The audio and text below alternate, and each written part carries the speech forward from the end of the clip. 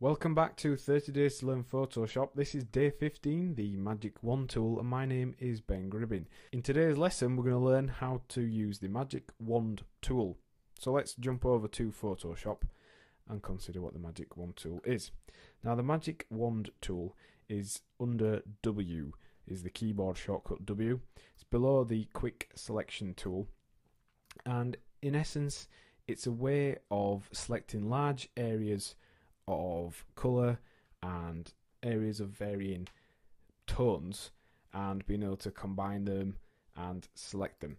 So if we just click on the tool, click on an area we want to select, we can select that area, and then if we unlock the layer, we can actually delete that, we can change the colour of it, we can do all kinds of things, and there's various options.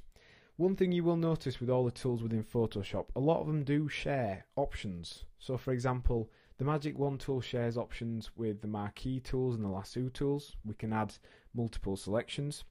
It shares the tolerance with things like the paint bucket tool, because we can change how broadly it applies a selection.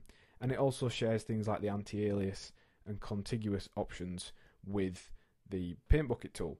So it is quite handy. Once you start learning everything, you kind of get familiar with what different options and settings are for. So let's select this background of this colour. It's not all entirely one colour, but we can hopefully select basically all of this background.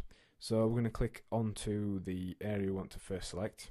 Then if we were to press this button up here, which is the Add to Selection button, alternatively we can press Shift and click. We can start adding additional areas, and you can see it's basically almost selected the entire thing. So if we were to delete that now, we'd be left with our object here and also some of the shaded darker areas, which we can then just go through, manually select and completely delete using the Magic Wand Tool. Now once you get to an area such as that last one, if you notice, it actually deleted, or it would have done, it selected all of this image, and that's because we need to tweak the tolerance. So if we turn the tolerance down to 10, it will make it much more accurate when we're selecting colours. Now you will notice it's got pretty rough edges on this tool, and that's even with anti-alias on. If we were to turn this off, it would be even more noisy. You can see it looks like we've been using the dissolve blending option there. So you will need to use the Magic Wand Tool in combination with tools like the lasso tools and the marquee tool in order to be able to create smoother, more accurate edges.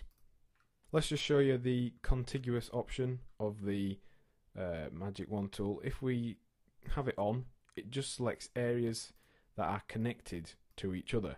But as with the paint bucket tool, if we turn it off, it will then select multiple areas even if they're not connected. So for example, it will select all areas of this dark black colour here.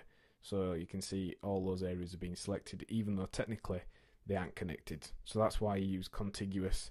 And anti-alias just helps you refine your selection. So you can see that's an anti-alias selection, and that is without. A lot more noise, it's not selected all the different areas, and if we were to delete that now, it would look very rough and jagged. So in today's lesson, we've looked at how to use the Magic Wand Tool to select large areas of colour or of an image. And your task for the lesson is to find a photograph of an image on a white background similar to the one we used, and then tweak the tolerance of the Magic Wand Tool and select, then delete the entire background. Next time on 30 Days to Learn Photoshop, we'll be looking at shapes and custom shapes. Thanks for listening.